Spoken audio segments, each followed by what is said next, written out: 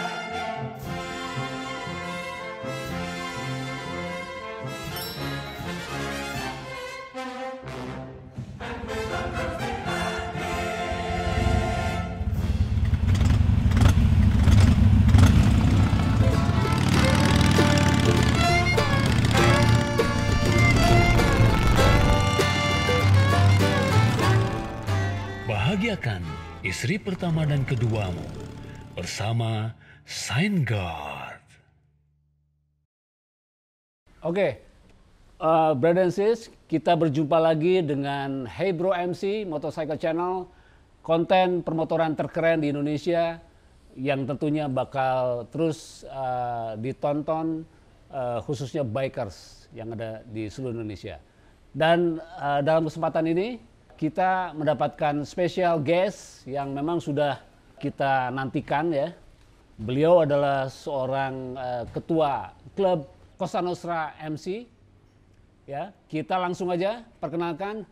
Welcome to the Rumble, Don Superi. Oke, terima kasih, brother and sis. Ini adalah untuk pertama kalinya kita syuting dengan ditonton oleh beberapa sebagian dari member klub Cosa Nostra, dan ini sangat spesial sekali, Don. Ya.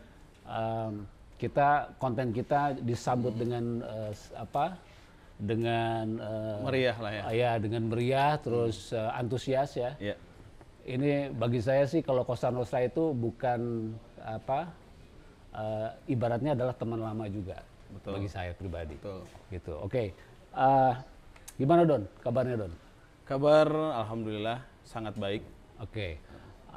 Kita bahas nih Cosa Nostra nih ya. Jadi Cosa Nostra itu kan ada sebuah klub yang memang berawal lahir itu tahun 2009 ya. Betul. 2009. Betul. Nah itu bisa dijelasin nggak bagaimana proses mengawali klub ini sehingga bisa eksis sampai ke tahun ke berapa sekarang? 12. 13. Tahun 13 ini kan tidak gampang ya bagi sebuah klub untuk bisa tetap solid, survive seperti sekarang. Gimana Don? Saya jelaskan mungkin dari sudut pandang pengetahuan saya ya. Jadi saya masuk ke klub Cosa Nostra di Cosa Nostra pada saat itu ulang tahun yang ketiga. Saya coba mengkorek informasi tentang bagaimana Cosa Nostra ini terbentuk. Ya, memang terbentuknya secara natural ya. Naturalnya dikarenakan setiap anggota-anggota yang memang pada saat itu saat pendiri membangun Cosa Nostra ini memiliki jiwa yang berbeda dengan biker-biker yang lain. Jadi jiwa yang berbedanya yaitu dari sisi soul ya Pak ya. Mereka lebih memutuskan untuk membangun klub yang baru dikarenakan mereka punya satu kesamaan hobi yang sama. Terus kesamaan bisa dikatakan soul yang berbeda. Dimana kalau klub-klub yang lain ya mungkin larinya adalah lebih kepada motor umum gitu kan ya. Kalau Cosa Nostra lebih kepada motor-motor custom. Oke. Nah, jadi dari kesamaan pemikiran, dari kesamaan hobi, akhirnya lebih memilih menjadi klub yang berbeda dengan satu karya-karya, beberapa karya-karya yang memang nanti kita jelaskan di berikutnya. Oke. Di mana karya-karya yang dibangun oleh para pendiri ini yang memang cukup membanggakan seluruh para pendiri dan anggota-anggota ke depannya gitu. Oke. Yang mungkin bisa diklarifikasi lagi bahwa motor yang di Costa Nostra itu kan kalau di ketentuan di atas 400 cc kalau nggak Betul, salah ya? 400 cc Gitu ya. ya. Di atas 400 cc. Dan lebih banyak customnya ya, motor custom atau memang Hampir keseluruhan custom. custom ya? Ya, jadi walaupun sedikit yang dirubah tetap larinya ke custom. Oke. Gitu, ya. Nah, Ada yang perubahannya secara ekstrim, ada yang memang sedikit gitu. Oke. Kan. Tapi motor-motor tua itu masih? Masih. Oke. Ya, lagi sampelnya nih motor-motornya. Motor tua tapi dibangun jadi seperti new lagi kan. Oke, ini apa? Sovo ya? Sopel ya. Sovo. Nah, yang istimewa Bro and Sis, Costa Nostra itu punya identitas tersendiri ya, yang khas, yang artinya bisa menjadi inspirasi buat bikers, terutama MC yang ada di Indonesia, bahwa identitasnya itu adalah lebih ke custom chopper. Betul. Mungkin ya, kayak gitu ya. Secara mungkin kita bicara bukan ke masalah motornya dulu ya. Oke. Jadi dari motor itu kan menunjukkan soul setiap person gitu kan. Tapi kalau di Costa Nostra sebenarnya bukan hanya sekedar di casing itu yang dibangun. Iya, iya. Tapi lebih dibangunnya adalah benar-benar kita mencari keluarga, membangun keluarga. Di mana yang kita utamakan adalah kekeluargaan. Kalau hatinya sudah terjalin, jarak dan waktu sudah tidak ada pengaruh lagi. Tetapi kekeluargaan ini akan erat sampai kita nanti akhir hayat nantinya. Gitu. Nah, ini istimewa sekali ya. Jadi kalau motor itu kan hanya sekedar media, ya Betul. kan? Persoalan nanti seperti apa berkembangnya, yang penting kan tadi yang disebutkan oleh Don, soul-nya yang mesti sebagai identitasnya ya. Betul. Nah, oke, kalau kita bicara tentang filosofi Costa Nostra dengan family-nya, kalau dulu saya sempat banyak ngobrol dengan Mang Abun sama Pak E ya, bahwa ada hierarki atau filosofi family, hubungan ayah dan anak. Nah, itu gimana Don? Di Costa Nostra. Dulu yang dibangun persepsi sama khususnya Mang Erwin, persepsinya adalah bahwa La Familia itu ada ayah, ada kakak, ada adik. Tapi di masa kepengurusan saya yang saya bangun persepsinya itu juga tidak berubah. Cuman kita lebih menghargai segala perbedaan. Karena yang namanya memunculkannya sebuah persepsi bahwa keluarga adalah ada ayah, ada kakak, ada adik, itu kan pada saat pembangunan awal. Nah, di sana berkembang, masuk member baru dengan segala pemikiran yang berbeda, dengan kesempurnaannya. Jelas bahwa kita harus lebih saling menghargai perbedaan itu. Pada saat kita saling menghargai, saya yakin kekeluarganya akan lebih terjalin dengan baik. Gitu. Nah, untuk kepemimpinan sekarang nih Don Superi kan berarti yang ke berapa ya? Keempat ya? Kelima. Kelima. Per 2 tahun ya? Per 3. Oh, per 3 tahun. Oke. Ini bagaimana effort dari Don Superi supaya bisa menyamakan, maksudnya gini, menyampaikan atau membangun chemistry supaya para member baru nih, gitu. Untuk menyamakan frekuensi itu gimana? Apa yang dilakukan oleh Don? Ya, setiap kepemimpinan yang baru pasti dengan keadaan dan situasi yang baru. Kita sebagai Don yang dianggap kalau dalam bahasa saya sebagai nahkoda harus paham ini situasinya seperti apa. Makanya dalam masa kepengurusan saya yang saya bangun adalah ulin, seserian, wareg, ya kan. Nah, untuk membangun persepsi yang sama itu kan di perjalanan jauh itulah kita tahu siapa teman-teman kita, seperti apa karakternya, keasliannya muncul, tidak yang namanya lipsting gitu kan, tidak hanya berpikir, tapi pada saat kita di touring jauh itu kita siap tahu karakter seseorang itu seperti apa. Makanya yang saya bangun adalah membangun selama kepengurusan saya ini kita main terus, main touring. Nah, nanti akan ada masa di akhir kepengurusan saya akan membangun sebuah acara big event di mana mudah-mudahan bisa menjadi kebanggaan Costa Nostra dan bisa juga jadi memberikan sebuah input yang positif untuk biker-biker yang lain. Itu clue dikit dulu aja Pak. Gitu. Ini masih yang perlu diekspos lebih banyak lagi nih ya, Don ya. Bro Ensis, Cosa Nostra itu bisa jadi inspirasi buat MC yang ada di Indonesia ya, karena filosofinya lokal, tapi namanya justru yang tidak lokal, ya kan? Nah, bahasa Cosa Nostra sendiri itu bisa dijelasin nggak, Don? Kalau saya lihat dari kosakata Cosa Nostra, tapi di atasnya bukan Cosa Nostra dulu, Pak. Iya. La Familia. La Familia. La Familia Cosa Nostra. Artinya kita memang benar-benar adalah membangun kekeluargaan. Nah, Cosa Nostra itu kan kita sama-sama tahu itu adalah sebuah brand yang memang kita adopsi dari luar negeri kan. Tetapi kita awal atasnya kita tulis La Familia adalah kita ingin membangun keluarga yang seutuhnya. Itu sih dari saya. Siap. Di sini kan saya lihat nih ada logo ya. Betul. Logonya menarik ya. Karena memang tidak mainstream. Walaupun nanti di situ ada tengkorak gitu. Jadi mungkin bisa dijelasin juga apakah misalnya kayak ada mahkota, kemudian pedang, terus ada tengkorak udah pasti ya. Itu kesatuan itu menurut Don sendiri itu gimana? Ya, kalau seperti tengkorak gitu ya Pak, kita bisa lihat satu adalah warna putih Pak, tengkorak putih itu ya. Putih itu menunjukkan kita kebersihan hati, kejujuran, ya Pak ya. Mahkota sebagai power ya, power, spirit kayak gitu ya. Terus dari mahkota itu menurut Don tuh gimana? Mahkota itu kan adalah sebuah simbol, sebuah lambang di mana seseorang mempunyai mahkota, artinya kalau bahasanya sebuah kebanggaan atau sebuah pride lah itu. Bahwa kita memang harus jadi anggota masuk ke Cosa Nostra itu memang harus punya kebanggaan. Nah, kebanggaan yang memang dibangun di Cosa Nostra itu lewat pembangunan motor custom. Di mana setiap motor yang kita bangun, kita ikutkan acara kontes dan alhamdulillah beberapa motor yang dibangun oleh klub Cosa Nostra lewat builder Masinho yang sudah almarhum selalu menjadi juara. Dan itu memang sudah tidak terbantahkan lagi gitu karya-karya Masinho itu. Nah, kemudian tadi kan ada pedang nih kan, trust nih, kepercayaan. Nah, itu persepsi Don terhadap betapa maksudnya gini, sejauh mana pentingnya trust untuk membangun sebuah klub. Kalau trust itu bukan hanya dibangun untuk sebuah klub saja ya. Dalam kehidupan kita sehari-hari pun kita harus membangun trust. Pada saat trust itu dibangun oleh diri kita, bagaimana kita bisa dipercaya orang lain kalau kitanya saja tidak percaya terhadap orang lain. Tetapi itu akan berfeedback, kepercayaan itu akan seiring berjalannya waktu itu terbangun dan terlihat dan terbukti, Pak. Di klub kita punya kesepakatan, kepercayaan dan kita punya beberapa poin.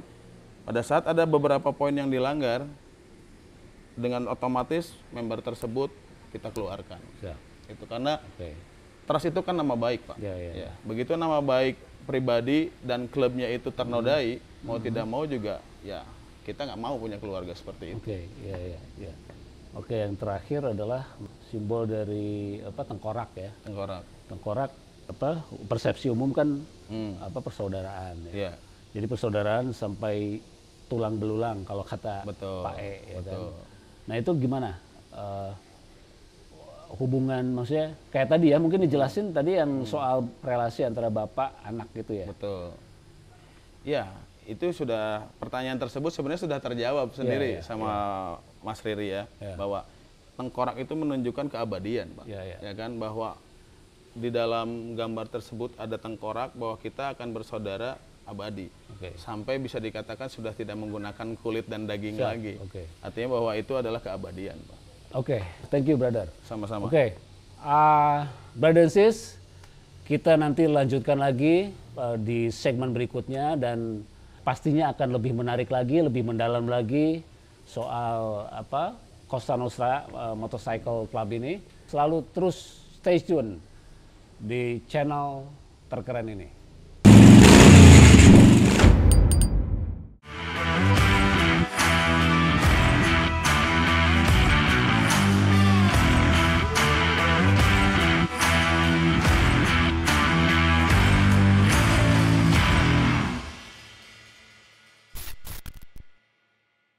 Oke, Bro and Sis, kita kembali lagi di konten permotoran Indonesia yang terkeren, Hey Bro MC. Kita masuki segmen kedua nih, Don. Betul.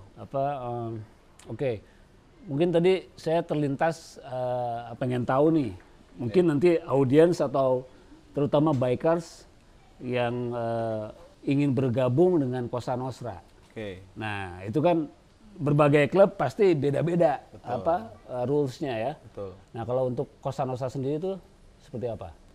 Oke, kalau di Cosa Nostra dari pengalaman-pengalaman yang sudah ada, memang tidak dibakukan sebuah rule ya. Oke.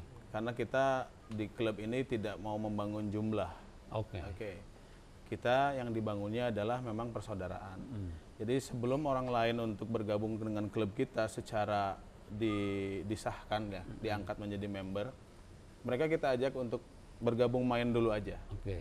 Jadi pada saat mereka mengambil keputusan untuk bergabung dengan Cosa Nostra itu bukan keputusan yang emosional, tetapi keputusan yang hasil berpikir, keputusan yang sudah berdasarkan analisa, keputusan yang memang sudah mendapatkan kenyamanan bahwa rumah saya adalah di Cosa Nostra. Oke. Jadi kita nggak serta-merta orang punya motor, terus orang punya relasi, kita terima dengan mudah nggak. Kita ajak main dulu, terus kalaupun emang soulnya memang nyambung dengan kita semua, nah kita tanya secara baik-baik, mau bergabung atau hanya sekedar temenan. Kalau memang mau bergabung, kita akan tentukan momen, di mana momen tersebut adalah pengangkatan member. Jadi kita nggak asal terima member. Iya, menarik ya. Jadi momen pengangkatan itu juga bisa nggak bisa ditentukan oleh waktu juga ya. Misal 3 bulan, 6 bulan dari perkenalan, atau kan kalau setiap klub itu juga ada jenjangnya ya. Betul. Kayak gitu. Nah itu gimana tuh? Jadi biasanya begini, anggaplah ada satu calon member yang ingin bergabung dengan Cosa Nostra, dalam event-event tertentu kita ajak main dulu, kita kenalan dulu, touring. kita sama-sama saling mengenal dulu lah. Iya. Nah begitu mereka memang saya ingin masuk Cosa Nostra, kita terima sebagai member, tetapi kita belum berikan yang namanya color.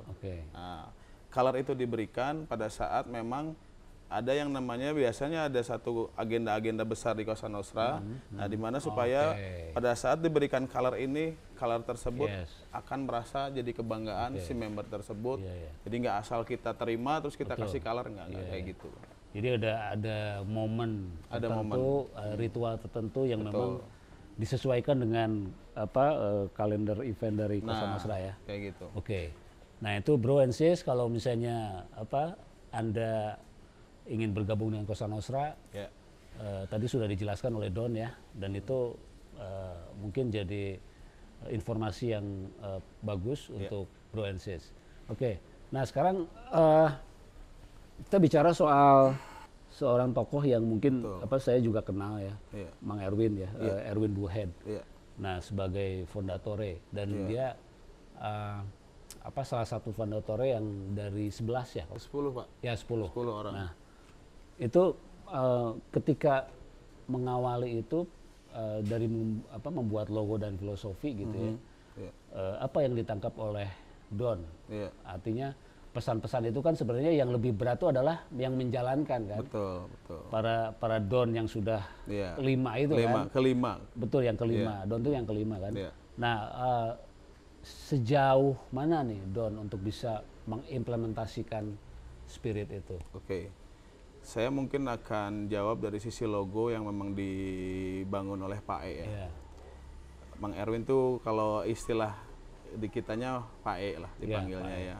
Saya jujur sangat respect banget dengan logo yang memang dibuat sama beliau. Logo-logonya memang si logo ini berbicara gitu kan. Si logo ini berbicara bahwa memunculkan satu gambaran di mana si logo ini menginginkan sebuah bentuk klub itu menjadi sebuah perwujudan, di mana perwujudan ada filosofi-filosofi yang memang tadi disampaikan, ada yang namanya trust, the power and honor gitu kan.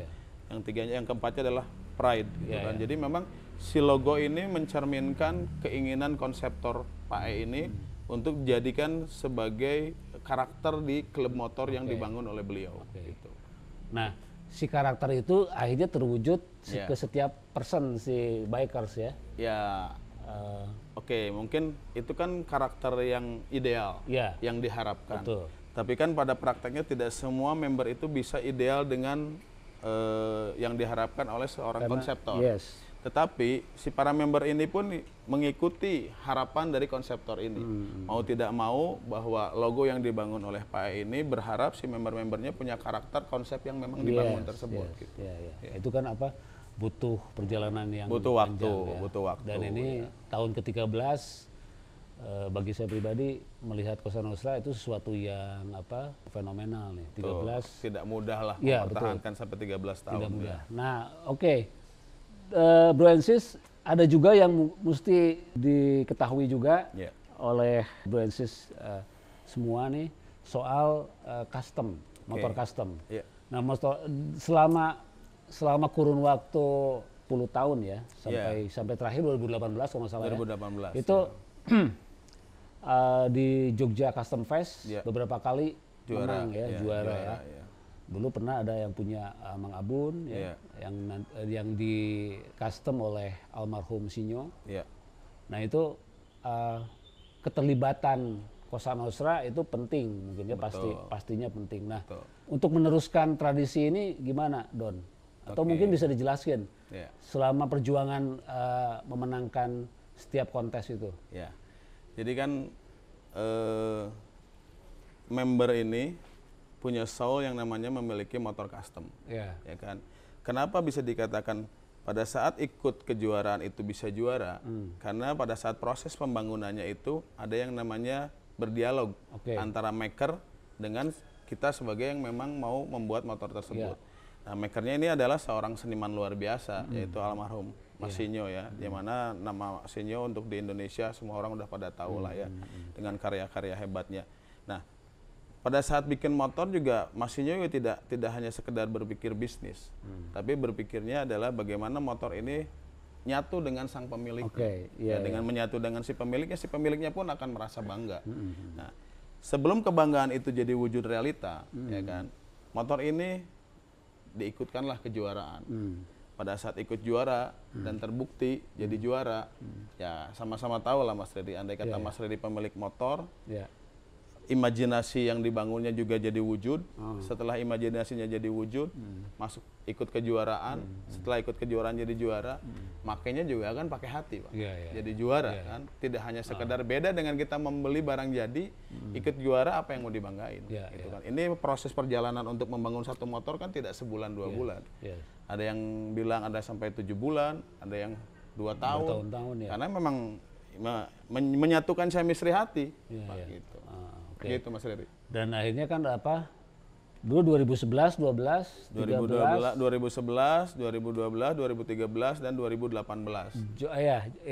Jogja Custom Fest itu sampai 2013 ya. Nah, yang 18 itu Surya Nation ya. Surya Nation ya, betul. Nah, yang terakhir 2018 itu motor Masinya juga kan ya? Motor buatan Masinya juga, dan pemiliknya adalah Mang Arif.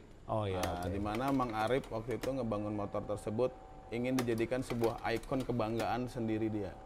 Jadi memang ngebangunnya lama, biayanya juga cukup lumayan, tetapi begitu menjadi motor dan jadi wujud, nilai uang itu sudah nggak ada artinya lagi. Karena udah jadi rasa lah ya, udah jadi kebanggaan. Gitu. Nah, ini kan kalau custom motorcycle dan kontes itu juga kan maksudnya sang pembuat seperti halnya tadi disampaikan oleh Don, tidak hanya sekedar ingin menang kontes kan. Yang penting kalau misalnya sejauh itu dapat soul-nya dapat, terus motor itu menjadi sebuah identitas, maka kemenangan itu hanya sekedar bonus ya, kayak gitu kan. Artinya bahwa inilah yang menjadi identitas Cosa Nostra dengan motor-motornya ya.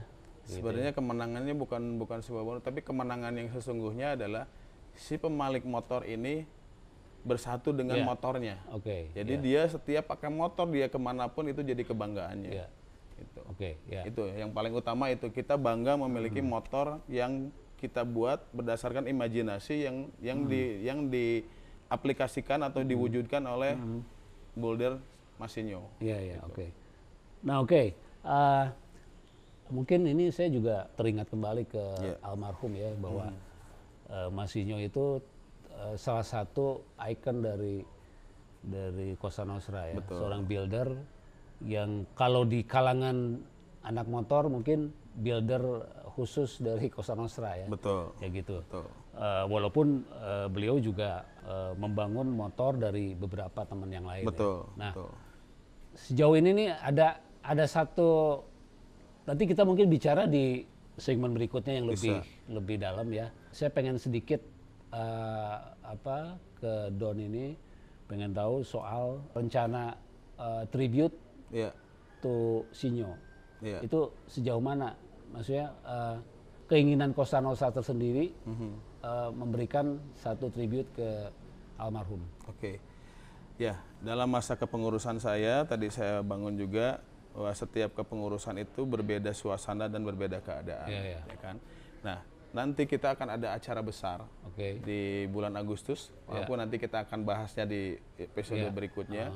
Tetapi di episode tersebut kita akan munculkan karya-karya Masinho untuk bisa dikatakan mengenang beliau, menghargai beliau. Mereka Masinho ini mewakili soul-soul daripada member-member yang ada, di mana bisa mewujudkan keinginan motornya jadi wujud sesuai dengan keinginannya. Itu yang akan kita lakukan untuk Masinho nanti di acara besar kita di bulan Agustus nanti. Artinya bahwa dedikasi beliau juga dijadikan satu ini ya, momen ya, jadi khusus momen, ya. betul. Dia kerjanya pakai hati, Pak. Makanya hasilnya pun terasa sama hati gitu.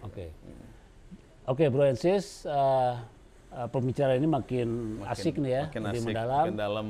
Nanti di segmen berikutnya kita bahas yang spesial, khususnya almarhum Sinyo ya, yang memang beliau adalah seorang yang dedikasi terhadap Cosa Nostra sendiri, terus dedikasi terhadap profesinya. Yang kalau saya pribadi sih ngelihatnya dia mendalami profesinya dengan itu yang disebutnya dengan hati. Pakai hati, betul. Oke, Bro and Sis, tetap stay tune. Terus pantengin konten ini dan kita nantikan pembicaraan yang lebih menarik lagi di segmen ketiga.